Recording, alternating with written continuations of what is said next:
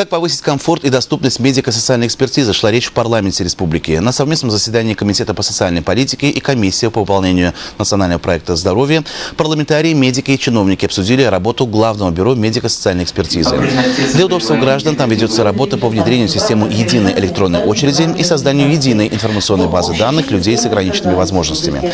Сегодня в республике работает 41 бюро. Первое место в структуре заболеваний, приводящих к первичной инвалидности среди взрослого населения, занимает болезни системы кровообращения, злокачественные опухоли и болезни костно-мышечной системы.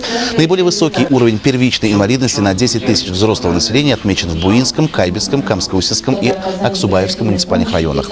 Еще одна проблема – обеспечение граждан городским транспортом для проезда к зданию Главного бюро.